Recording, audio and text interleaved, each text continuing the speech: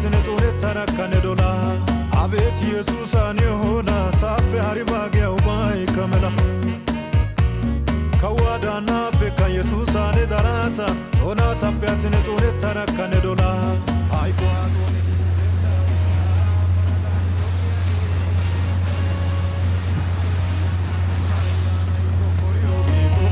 cara coño que ay basunte sunta ibronte sione kokores bitamurno ayanai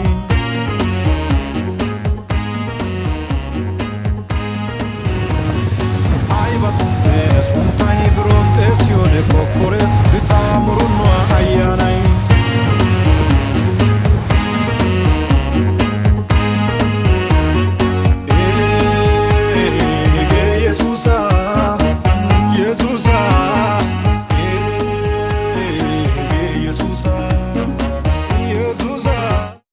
ዓመት በፊት እንደዚህ አይነት ስፍራ ዘመናዊ ባልሆነ ቴክኖሎጂውን ባላሟላ መርከብ ሲጓዙ አሁን እንኳን ስንት ቴክኖሎጂ በተካተተበት እና በረቀቀበት በዚህ ዘመን የሚሄዱ መርከቦች በጣም ፍርሃትን ይፈጥራሉ።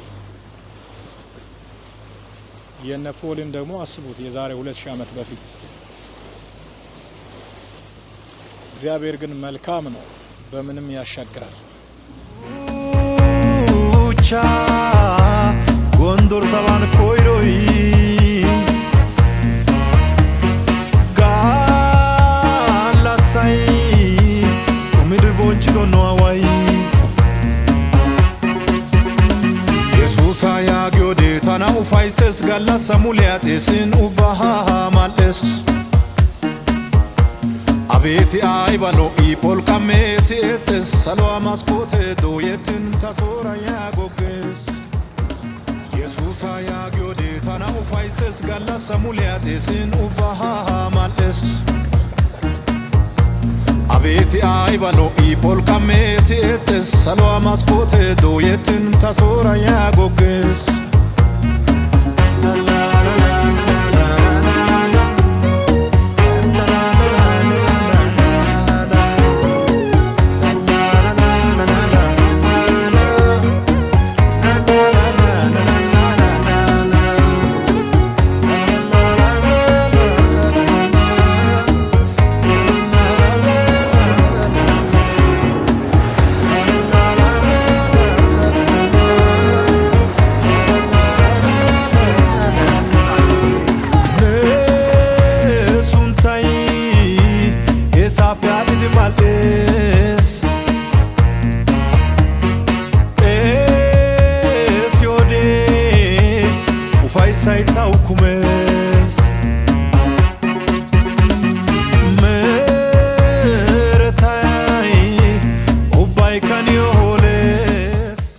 ከዛሬ 2000 ዓመት በፊት ጳውሎስ በእፍኝት የተነደፈበት ስፍራ መላጥያ የምትባል ቦታ እቺ ናት። የምትገኘው በማልታ ነው። ፖልሰንት ትባላለች። ኤግዛክትሊ የስፍራው ስም ፖልሰንት ይባላል። በጣም የሚገርም ነው። ሰው የለም፣ አለትና ድንጋይ ነው ያለው። በክረምት ጊዜ በረዶ ይከመራል። እቺ ከፊት ለፊት የምታዩት ስፍራ አረማውያን እሳት አንድዶ ፖልን የተቀበሉባት ስፍራ እንደሆነች ይነገራል። ያኔ ያው ከጳውሎስ ጋር 276 ሰዎች እንደተጓዙ የእግዚአብሔር ቃል ይናገራል። ጳውሎስ 276ኛ ሰው ነው።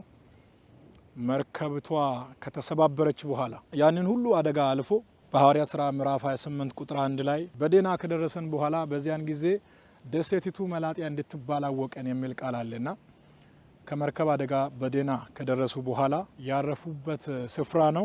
ፖል ጭራሮ ለቅሞ አምጥቶ በእሳት ላይ ሲጨምር እፍኝት ወጣ የነደፈችበትና እርሱም እባብቱን ወደ እሳት አራግፎ የቀጠለበት ስፍራ ነው። ይሄ የምታዩት ሐውልት የጳውሎስ ሐውልት ነው። ሰዎች ከዚህ አካባቢ አሁን ወጥተው አልቀዋል። የዛሬ 15 ዓመት አካባቢ የተወሰኑ ሰዎች ወደ 5 የሚሆኑ ቤተሰቦች እንደነበሩ ታሪክ ያስቀመጡ ሰዎች ይናገራሉ። ነገር ግን ዛሬ ላይ ምንም አይነት ሰው የለም። ድሮ የዛሬ 2000 ዓመት አካባቢ የነበሩ የመላጢያ ሰዎች አረማውያን ማለት ነው እየሞቱ አልቀዋል። ምንም ሰው የለም። ከፊት ለፊት በኩል ይሄ ሐውልት የፖል ነው። ይሄንን ይመስላል።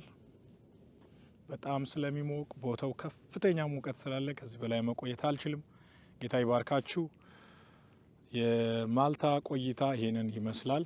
የሰሞኑ አውሮፓ የቸርች ተከላ ጉዞ በጣም ብዙ ነገሮችን ማየት እንዲችል አስችሎኛል። እግዚአብሔር የተመሰገነ ይሁን። 9 ዓመት ወር 8 ዓመት አካባቢ ወደ ማልታ መጥቻለሁ። ነገር ግን ጊዜ ስላልነበረኝ ሳልጎበኝ ስለሄድኩኝ ነው በድጋሚ ወደዚህ ጎራ ያልኩት። ኢየሱስ ኢየሱስ ኢየሱስ ኢየሱስ ኢየሱስ